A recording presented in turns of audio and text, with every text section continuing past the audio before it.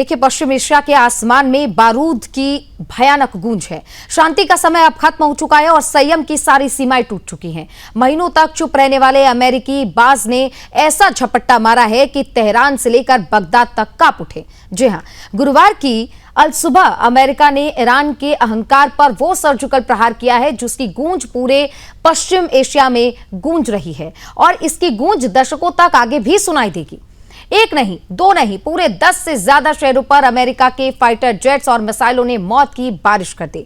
ध्यान से सुनिए इसको। उन शहरों के नाम जहां अमेरिकी एयर स्ट्राइक ने तबाही मचा दी है उसमें केशम किश, साथ ही काजरून, अवजाह, आबादान, शाहेगान और साथ ही अंदर किनार के साथ बुशहर, जाम और खोरमेज शामिल है।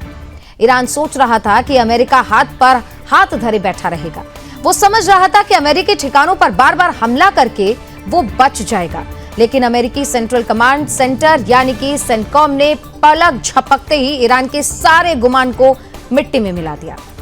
सेंटकॉम के मिसाइल प्रहार ने इस्लामिक रेवोल्यूशनरी गार्ड कॉर्प्स यानी कि IRGC की रीढ़ को तोड़ दी है। देखिए, कमांड सेंटर तबाह हो गया। ड्रोन और मिसाइल के जो डिपो थे वो अब राख हो चुके हैं। तटीय निगरानी ठिकाने बिल्कुल जमींदोज हैं। ईरानी नौसेना की आक्रामक क्षमताएं पूरी तरीके से पंगु हो चुकी हैं। आखिर ट्रंप को ये खौफनाक रूप धारण क्यों करना पड़ा, ये भी समझना पड़ेगा। इसका सबसे बड़ा कारण है कि ईरान ने अमेरिका के सब्र का गलत इम्तिहान लिया। यानी कि ये जो परीक्षा अमेरिका की वो पेशेंस के लिए रहा था, ये ईरान पर अब भारी पड़ गया है। जॉर्डन में अमेरिकी सैन्य अड्डों पर मिसाइल दागने की नापाक कोशिशें की गई। ईरान को लगा था कि अमेरिका सब कुछ सह लेगा, लेकिन व्हाइट हाउस से राष्ट्रपति ट्रंप का सीधा और दो टूक संदेश सामने आया। उन्होंने कहा कि हम पर हमले की कोशिश अगर हुई तो अब बारी हमारी है। यानी कि जो हमला ईरान को करना था वो अब ईरान कर चुका है, अब बारी हमारी है। और जब अमेरिका की बारी आई तो उसने ईरान के सैन्य तंत्र की ईंट से ईंट बचाकर रख दी। ट्रंप ने गरजते हुए फिर चेतावनी दी कि अगर ईरान ने फिर से सिर उठाने की कोशिश की तो उस पर ऐसा विनाशकारी हमला होगा जो इतिहास ने कभी नहीं देखा होगा। ये ईरान तक ही सीमित नहीं था, ये ईरान के पूरे टेरर नेटवर्क का सफाया था। इराक की धरती पर अमेरिका और सऊदी अरब ने मिलकर वो जॉइंट ऑपरेशन चलाया है कि ईरान समर्थित PMF यानी कि पॉपुलर मोबिलाइजेशन फोर्सेस के ठिकाने शमशान बन गए। 20 से ज्यादा खूंखार लड़ाके ढेर कर दिए, दर्जनों घायल होकर भाग खड़े हुए। इतना ही नहीं, बौखलाए हुए ईरान और उसके आकाओं ने मिस्र के दमयंता पोर्ट पर भी खड़े एक अमेरिकी गैस स्टोरेज टैंकर पर ड्रोन से हमला कर दिया। आग की लपटें उठी, लेकिन अमेरिकी मुस्तैदी के आगे ये साजिश भी नाकाम हो गई। आग पर तुरंत काबू पा लिया गया, लेकिन उस दुस्साहस ने जलते हुए तेल में और भी घी डालने का काम किया। ईरान के इस लगातार उकसावे ने पूरी दुनिया की अर्थव्यवस्था को आग में ढकेल दिया है। और आप समझिए कि किस तरीके से जो है ये पूरा सामने आ रही है बातें। अब देखिए, अमेरिका लगातार ये बात कह रहा है कि जिस तरीके से ये हमले हुए हैं, अब हम आगे भी चुप नहीं बैठेंगे। और इतना ही नहीं, बल्कि अमेरिका ये भी कह रहा है कि जिस तरीके से ये पूरा प्रहार हुआ है, अमेरिका कह रहा है कि अब हम ईरान को घुटनों पर लाकर खड़ा कर देंगे। अगर बात हम कूटनीति की करें, देखिए, अमेरिका जिस तरीके से हमले कर रहा है, अमेरिका का अगला प्रहार ईरान का नामो निशान मिटाने के लिए काफी होगा। अच्छा यही होगा ईरान के लिए कि समय रहते वो समझ जाए और वहीं पर रुक जाए। इससे जिस तरीके से ईरान में तबाही मच रही है, शायद वो थोड़ा कम हो। लेकिन अमेरिकी राष्ट्रपति डोनाल्ड ट्रंप ने साफ कर दिया है कि अगर एक भी सैनिक घायल हुए या किसी की मौत हुई तो ईरान को इसका बहुत बुरा खामियाजा भुगतना होगा, क्योंकि डोनाल्ड ट्रंप इस वक्त गुस्से में नजर आ रहे हैं। बीते 40 दिनों जब ये कंटिन्यू युद्ध चला था, उस वक्त भी भीषण तबाही हुई थी और एक बार फिर से ये युद्ध चल रहा है। जग लगातार वैश्विक अर्थव्यवस्था पर एक बड़ा चैलेंज बना हुआ है। अब देखते हैं कि इस पूरे मामले को लेकर ईरान क्या सच में शांत बैठकर बातचीत का रास्ता अपनाएगा या फिर ये युद्ध और भी भीषण होगा।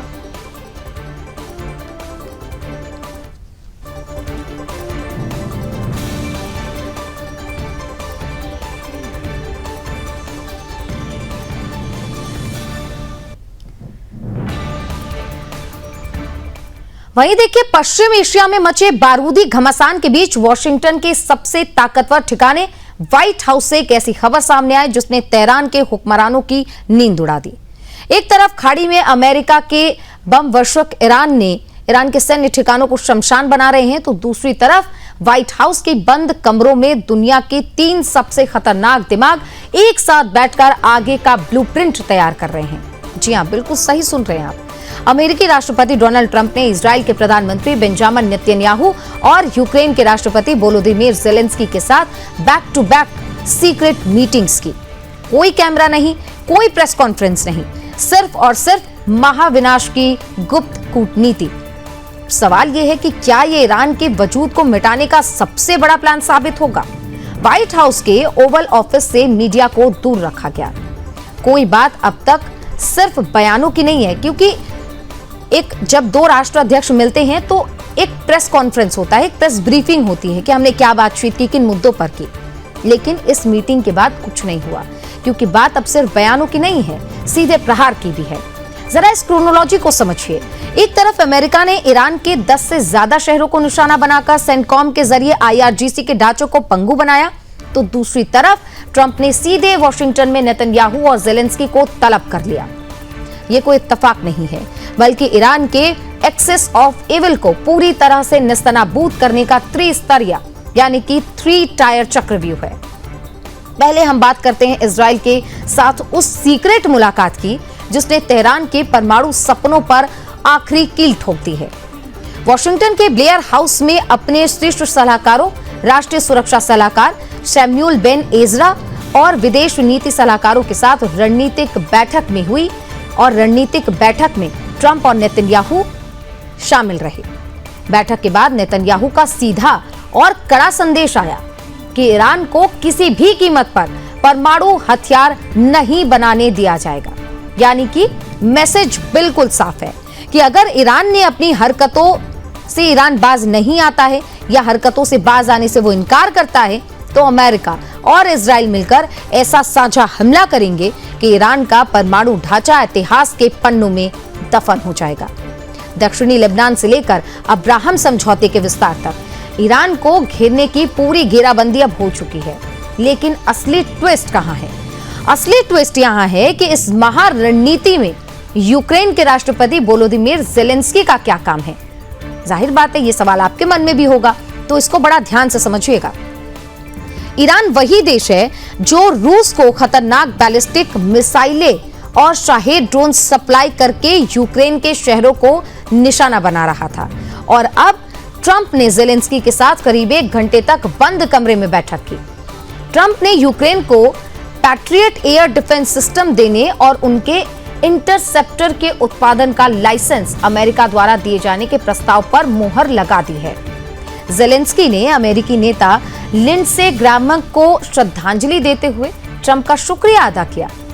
इसका सीधा मतलब क्या है? आप सोच रहे होंगे, आपका सर चकरा रहा होगा कि आखिर इतना सब कुछ क्यों हो रहा है, अलग अलग राष्ट्र अध्यक्षों से क्यों मुलाकात हो रही है। इसका सीधा मतलब है कि अमेरिका एक तीर से 2 शिकार करना चाह रहा है। यूक्रेन को अमेरिका की तरफ से वो घातक हथियार और तकनीक मिल रही है जिससे वो ईरान के बने हुए ड्रोन और मिसाइलों का काल बन सके। अब सवाल यहां पर है कि तो क्या ईरान पर अब जो हमला है क्या वो 3 तरफा होगा? इसको भी समझिए। पहला मोर्चा अमेरिका और फारस की खाड़ी में सेंटकॉम के फाइटर जेट्स और B-2 बॉम्बर्स के सीधे बमबारी का।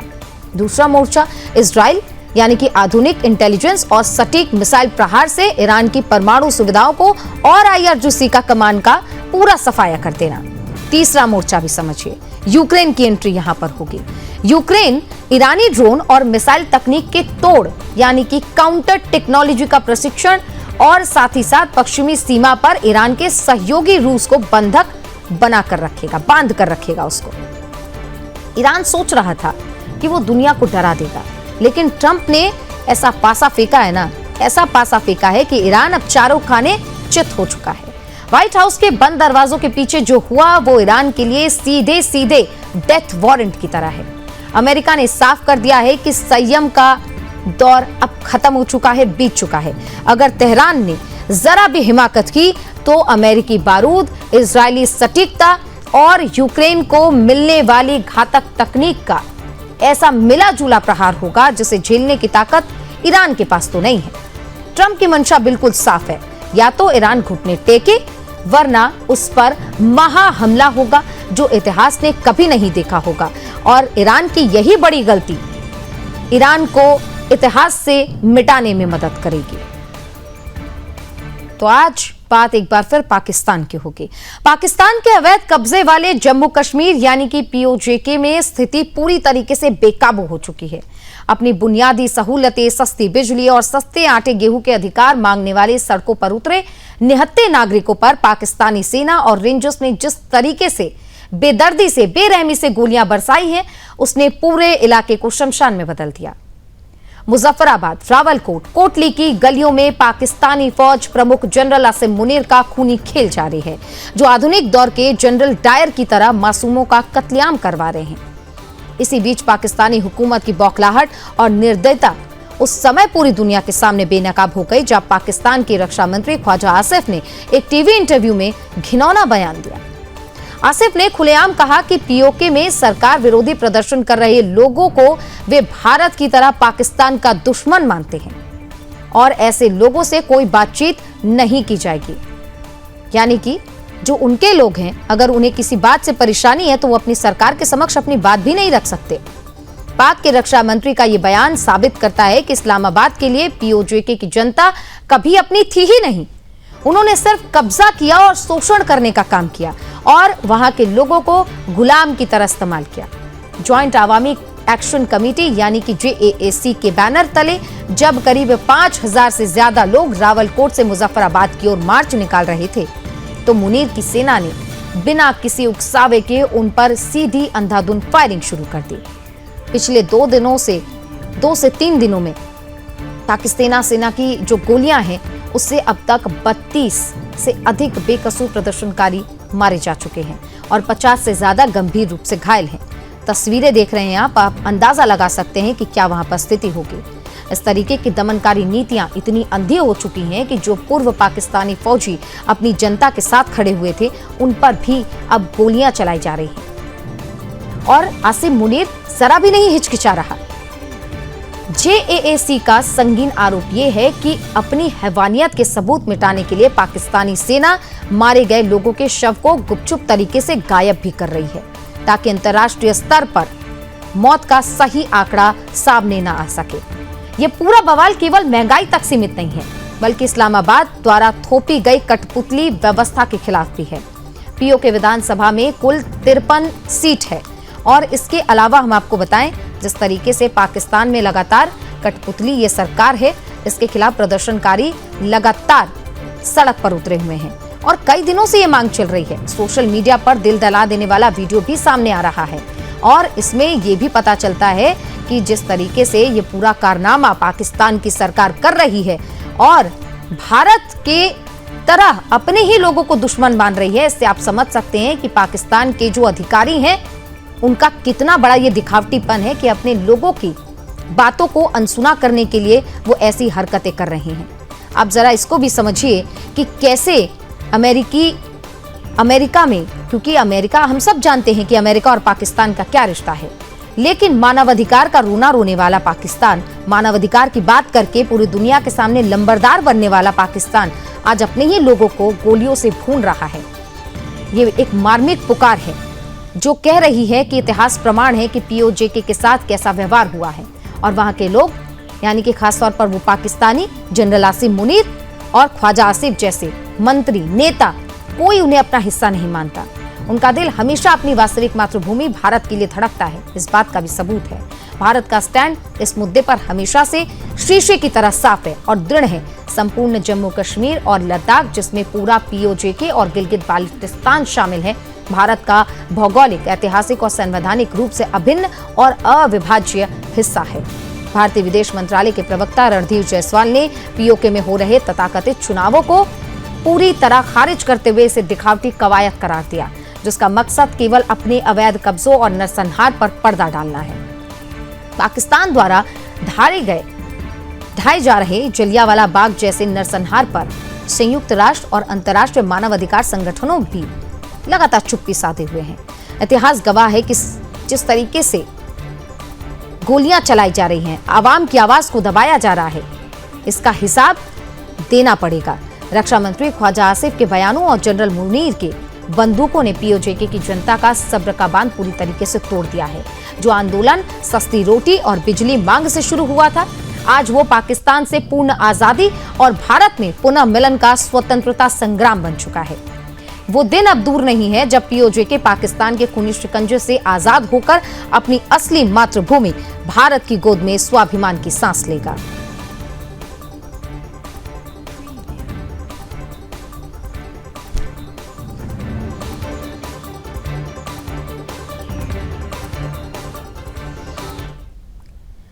आगे सुनिए, दुनिया इस वक्त दो बड़े मोर्चों पर बारूद के ढेर पर बैठी हुई है। एक तरफ जहां पश्चिम एशिया में अमेरिका, इजराइल और ईरान के बीच बढ़ते सैन्य तनाव और मिसाइल हमले से चौतरफा महायुद्ध का खतरा गहरा गया, वहीं दूसरी तरफ यूरोप में चल रहे सबसे बड़े संघर्ष को लेकर रूसी राष्ट्रपति व्लादिमीर पुतिन ने एक बार फिर से अपनी कमर कस ली है। मॉस्को में रूस की संघीय संसद स्टेट ड्यूमा के 8वें कार्यकाल के सांसदों को संबोधित करते हुए राष्ट्रपति पुतिन ने यूक्रेन में जारी विशेष सैन्य अभियान को पूरी तरह जायज ठहरा दिया। उन्होंने पूरे आत्मविश्वास के साथ ऐलान किया है कि रूस अपने सभी सैन्य और रणनीतिक लक्ष्य हासिल करेगा और देश एकजुट होकर इस संघर्ष में अंतिम जीत दर्ज करेगा। अपने संबोधन के दौरान राष्ट्रपति पुतिन ने कई बातों का जिक्र किया है और इन बातों में पुतिन ने विशेष तौर पर सेना के अभियान को जारी रखने की बात की है। उन्होंने कहा है कि हम इस पर निर्णायक जीत हासिल करेंगे। इसके अलावा रूसी राष्ट्रपति ने कई मुद्दों को लेकर बातचीत की। पुतिन ने यह भी दावा किया कि 2022 में कैसे यह युद्ध शुरू हुआ था और वो आज तक चल रहा है। उन्होंने कहा है कि जिस तरीके से यूक्रेन लगातार हमले कर रहा है, हम भी जवाबी कार्रवाई करेंगे और युद्ध विराम की कूटनीति पर अभी तक कोई खास तौर पर अगर हम कहें तो बातचीत देखने को नहीं मिल रही है, क्योंकि कई बार ऐसा हुआ कि बातचीत हुई लेकिन कभी भी बातचीत सफल नहीं हुई। इस बीच देखिए, ट्रंप और यूक्रेन के राष्ट्रपति की मुलाकात होती है, यानी कि वोलोदिमीर ज़ेलेंस्की की, और इस दौरान भी कहा गया है कि हो सकता है इन दोनों के बीच में रशिया और यूक्रेन को लेकर भी कुछ बातचीत हुई हो। लेकिन ये बातचीत क्या हुई है ये बताना बहुत मुश्किल है, क्योंकि दोनों के बीच बंद कमरे में बात हुई। अब ये बंद कमरे में जो बातचीत हुई है, क्या यूक्रेन और ईरान को लेकर ही सिर्फ बातचीत हुई है, या फिर एक बड़ा सवाल ये भी है कि ये जो पूरा बातचीत का माहौल रहा है, इसमें क्या रशिया भी शामिल किया गया है। इसी को लेकर अब जब राष्ट्रपति खुद से पुतिन ये कह रही हैं कि जो यूक्रेन ने ये पूरा युद्ध शुरू किया था उसको हम खत्म करेंगे, यूक्रेन के ऊपर सैन्य कार्रवाई लगातार जारी रहेगी और अंत में फैसला हमारे पक्ष में होगा और इसका जीत हम पूरे देश के साथ मनाएंगे। जब ये संबोधन चल रहा था उस दौरान कई बड़े लोग वहां पर मौजूद रहे। उन्होंने राष्ट्रपति की बातों को बड़े धैर्यपूर्वक सुना और साथ ही साथ इस पूरे बयानबाजी के बाद, यानी कि पुतिन ने जो बयानबाजी दी है उसके बाद से पूरी दुनिया की नजर अब रूस पर टिक गई है, क्योंकि इस बीच देखिए एक बात और भी सामने आई है, ट्रंप की बयानबाजी। ट्रंप ने कहा है कि उन्हें नहीं लगता कि रूस ऐसा कुछ कर रहा है और बड़े पैमाने पर तो बिल्कुल भी नहीं।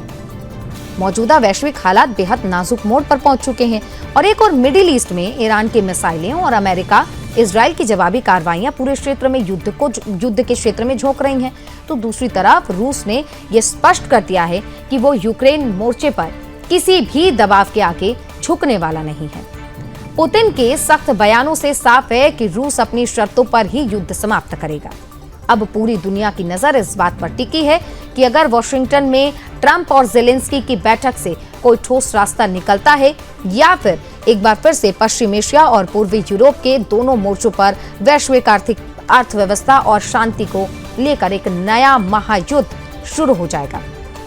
इसको लेकर एक और चीज सामने आ रही है, क्योंकि जिस तरीके से पुतिन ने यह बयान दिया है कि सैन्य कार्रवाई हम जारी रखेंगे, लेकिन अमेरिका कह रहा है कि मुझे नहीं लगता कि ऐसा कुछ हो रहा है। अब जिस तरीके से दोनों देश एक दूसरे पर बम बरसा रहे हैं, ड्रोन दाग रहे हैं, मिसाइलें दाग रहे हैं, इससे एक बात तो साफ हो गई है कि खुद ज़ेलेंस्की भी पीछे हटने वालों में से नहीं है। अब ये जो वॉशिंगटन में बैठक हुई है इसके कई मायने हैं। जैसा कि मैंने बताया, हो सकता है कि ईरान को लेकर ये बैठक हुई हो कि कैसे ईरान के जो ड्रोन्स हैं, मिसाइल है, उनसे पार पाया जाए, या फिर हो सकता है कि इस बीच में रूस और यूक्रेन के बीच जारी जंग की भी चर्चा हुई हो, क्योंकि कूटनीतिक विराम को लेकर, युद्ध विराम को लेकर खासतौर पर कोई चीज चर्चा सामने नहीं आ रही है। अब पुतिन ने यह साफ तौर पर कह दिया है कि जब देश विरोधी और विरोधी देश युद्ध के मैदान में रूस को हराने में नाकाम रहे हैं, तो उन्होंने रूसी जनता के खिलाफ खुलेआम आतंकवादी तरीके और हथकंडे अपनाने शुरू कर दिए हैं। पुतिन ने साफ शब्दों में कहा है कि रूस के लोगों को कभी तोड़ा नहीं जा सकता, यानी कि रूस के लोग हमेशा अपने देश के साथ रहते हैं। ना पहले कभी ऐसा हुआ है, यानी कि तोड़ने की कोशिश बहुत की गई, लेकिन पुतिन कह रहे हैं कि ऐसा पहले कभी नहीं हुआ कि देश की जनता टूटी हो, और ना भविष्य में ऐसा कभी होगा। इसी बीच मॉस्को से आ रहे पुतिन ने इन तीखे तेवरों के बीच वॉशिंगटन में शांति वार्ताओं और युद्ध विराम को लेकर कूटनीतिक हलचल भी तेज हो गई है। लेकिन सवाल यह है कि बैठक तो कई बार हुई है, सवाल यह है कि मीटिंग्स कई बार हुई है, सवाल यह भी है कि कई देशों के राष्ट्राध्यक्षों के साथ भी यूक्रेन और रशिया के युद्ध को खत्म करने को लेकर चर्चा हुई है, लेकिन सफलता कहीं भी हाथ नहीं लगी। यूक्रेन के राष्ट्रपति वोलोदिमीर ज़ेलेंस्की अमेरिका पहुंचे, वहां पर व्हाइट हाउस में अमेरिकी राष्ट्रपति के साथ महत्वपूर्ण बैठक हुई, लेकिन बैठक में किन किन मोर्चों को लेकर बातचीत हुई है, इसको लेकर कोई बयान जारी नहीं किया गया है, क्योंकि वहां पर कोई कैमरा, कोई मीडिया नहीं थी। आमतौर पर प्रेस ब्रीफिंग जरूर होती है कि हम दो राष्ट्राध्यक्षों के बीच में क्या बातचीत हुई है, लेकिन इस बार ऐसा नहीं हुआ। इस बार तीनों देश के राष्ट्राध्यक्ष एक कमरे में बैठे, कई मुद्दों को लेकर चर्चा हुई, लेकिन ये चर्चा क्या हुई है, इसको लेकर संशय बरकरार है, और इसी वजह से शायद यही माना जा रहा है कि इस बीच में ये जो बैठक हुई है, इससे आगे क्या होगा। इस बैठक में रशिया यूक्रेन युद्ध को समाप्त करने या फिर